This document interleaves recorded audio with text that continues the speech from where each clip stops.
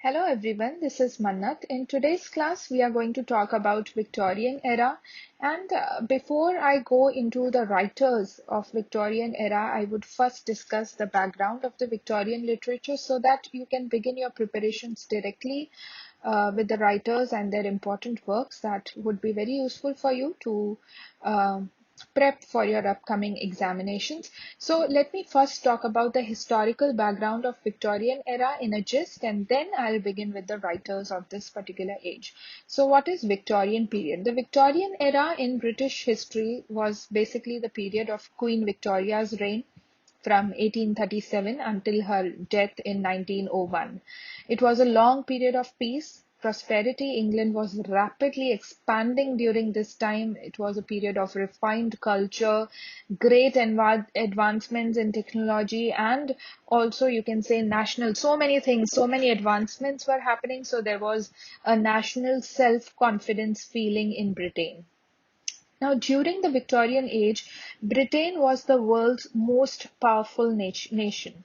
By the end of the Victoria's reign, you will see that the British Empire extended over about one-fifth of the entire Earth's surface. Like the Elizabethan England, which is also known as the golden period in British history. So like the Elizabethan England, Victorian England also saw similar expansion of wealth, power, and culture. But in Victorian England, it was also a time of, misery and ugliness. Ugliness, why? Because this was the time when immoral kind of literature was produced somewhat. And this was also the time, but of great ambition and grandeur. I'll come to the kind of immoral literature produced because there was a lot of homosexuality that was happening. So now let me talk about the political texts that are very important for you to study. The novelists of the 1840s and the 1850s were the ones who responded to the industrial and political scene going on in England. And there are three works basically that you need to study when you are studying about the political history of England during the Victorian era. First one is Charles Kingsley, and his work, The Water Babies, must be studied. Charles Kingsley and his work, Water Babies, The Water Babies. Then is Elizabeth Gaskell and her novel North and South. In her novel North and South, she is depicting North England and South England. So North and South is very important. Then Life of Charlotte Bronte, which is written by Elizabeth Gaskell, also becomes important. Then also study Benjamin Disraeli and his work Sybil, Sybil. So these are the three writers I would recommend you to have a look at and their works.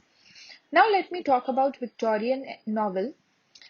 Victorian novel is the most dominant form in the Victorian literature, and it seeks to represent a large and comprehensive, understandable social world with a variety of classes. You will see a lot of class consciousness happening in the Victorian literature.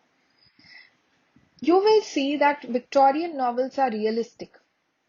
And the major theme in all these novels is place of the individual in the society, the aspiration of the hero or the heroine for love or for social position, whatever. The protagonist's search for fulfillment of his own personal desires. And you will see that the Victorian novel had become the principal form of entertainment. Now let us discuss some very important novelists, and then I'll be giving you a list also of the novelists and the poets to be studied. Let me first talk about Charlotte Bronte, who was born in 1816 and she died in 1855. She was the English author and the eldest of the famed Bronte sisters. Her pen name is Currer Bell, and her most notable work is Jane Eyre, which is published in 1847. There are other works also of Charlotte Bronte that you just need to remember the title. The only famous work is Jane Eyre.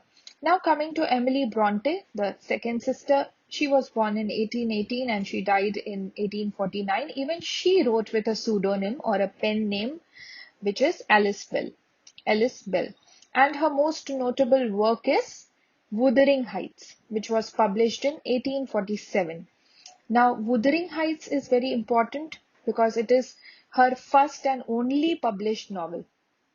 And the decision to publish this novel came only after the success of her sister's novel, Jane Eyre. And you will find elements of passion, mystery, doomed love, as well as, social conditions in her novel, Wuthering Heights, which was published in 1847. Let us now talk about Charles Dickens. Many of his novels were published in serial form. In serial form, you should remember this. And he was the most popular Victorian novelist, and his most notable work is David Copperfield. There are other novels also you should consider important. I'll come to that later. Let me also talk about Victorian poetry. It basically developed in the context of the novel, and poets sought new ways of telling stories in verse, and this developed the form of poetry in Victorian era. The Victorian poetries show strong influence of the Romantics, but somehow they cannot sustain the confidence the Romantics felt in the power of imagination. Romantics were the best at imagining things. So though they tried to show an influence of the Romantics in their writings, they were not so perfect in fancy and imagination that was, surpassed and uh, mastered by lake poets. So Victorian poets often rewrote romantic poems, and the most famous and the greatest achievement in poetry, I would say, in Victorian era is the dramatic monologue. Here also you will see the poets trying to construct visual images that represent emotions, and also you will see the conflict in the poems between the private poetic self and public social role. Now, among the poets, Tennyson is very important, and we had a quiz today on Tennyson on our Telegram channel. Please give those quizzes. Study about Tennyson well first and then attempt those quizzes, please. Without studying, don't attempt any quiz because it will just confuse you more. Study from the Wikipedia, research on a particular writer, just read the basic plot of 2 paragraphs, know what are the characters, and then go for giving the quiz. And then that would be a work that you would say that you studied for half an hour. So Alfred Lord Tennyson, 1809, he was born and he died in 1892, and he's the leading poet of the Victorian age. And Alfred wrote in the style of Lord Byron. His notable works, I would say Ulysses is very important, the poem. James Joyce wrote the novel Ulysses, but Tennyson has written the poem Ulysses, and this also speaks about the Greek gods and about, just going on doing certain things in life, love of traveling and exploring things. Tennyson's poems become very important while studying literature. Then Robert Browning's dramatic monologues should be studied. Tomorrow, I think we'll be keeping a quiz on Robert Browning and his dramatic monologues. So study Browning well. He is the playwright and the master of dramatic monologue poetry. And some of his famous poems, I would say A Death in the Desert, My Last Duchess, A Grammarian's Funeral. These are very important. Then about Elizabeth Barrett Browning, 1806 born and died in 1861. And she has one of the greatest love affairs in literature with Robert Browning. And she is one of the most prominent poets in Victorian era, and her most notable work is Sonnet 43 that she has written, How Do I Love Thee? So these are a few popular works that you must not miss to study. Apart from that, I would also take some other writers into consideration. Along with these writers and works, also study about A.C. Swinburne, G.M. Hopkins. Sprung rhythm must be studied in detail. Sprung rhythm is a style used by Hopkins. study Oscar Wilde. And Oscar Wilde, I'm sure that if you start studying about Oscar Wilde, you will not, your study will go on for at least 2 hours because he has written some brilliant quotes, satirical quotes. If you just Google Oscar Wilde quotes, then you'll be busy for 30 minutes at least. You'll keep on reading his quotes. Also study about Robert Bridges. I'm talking about poets. Thomas Hardy, Leigh Hunt, Edward Lear. Edward Lear becomes very important because he wrote limericks. Limericks are basically called as nonsense poems. Short 5 lines poems are called as limericks, nonsense poems. Then also study about Edgar Wallace. Now, in this era, you should also not miss studying about pre-Raphaelite movement. Under pre-Raphaelite movement, there are writers D.G. Rossetti, Christina Rossetti. Then if I consider drama, you should consider 3 dramatists as very important. Oscar Wilde, study Oscar Wilde's each and every drama. You should know the basic plot. Then W.S. Gilbert, G.B. Shaw. These are the 3 dramatists that you should study. G.B. Shaw is also very important, religious writer. His writings are mostly based on Bible. His Joan of Arc is very important. Then coming to Victorian era fiction and prose. Under novelist, I've discussed almost all, but there are a few others that I would like to discuss. Charles Dickens, I've already discussed. William Makepeace Thackeray becomes very important. Vanity Fair, you cannot miss studying about the Vanity Fair, and it's the only novel without a hero. So William Makepeace Thackeray becomes very important. Then Bronte sisters, I've already talked about the Bronte sisters. George Eliot with the pen name Mary Ann Evans. Mill on the Floss is important. Question is definitely asked on Mill on the Floss, which is quite compared to Shakespeare's plays. Specifically, the character in Mill on the Floss is compared to the character of Shakespeare's Hamlet. So George Meredith, Elizabeth Gaskell, Anthony Trollope, George Gissing, William Wilkie Collins, Robert Louis Stevenson, Sherlock Holmes series written by Sir Arthur Conan Doyle. So these are the other novelists that you must study a bit about.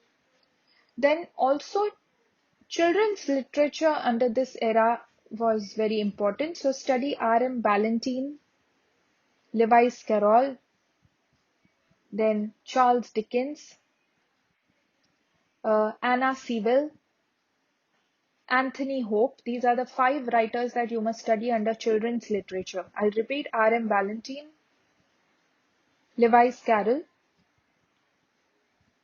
then Charles Dickens, Anna Sewell, Anthony Hope. So children's literature, I've given 5 people, 5 writers. Under prose section, you should study about the Oxford movement and the writers associated with the Oxford movement, like John Henry Newman, who has given Apologia Pro Vita Sua. Then utilitarian movement is very important. Under utilitarian movement, you have to study Jeremy Bentham and J.S. Mill. And Jeremy Bentham, because of him, there is another term which is called as Benthamism, which is also a part of utilitarian movement.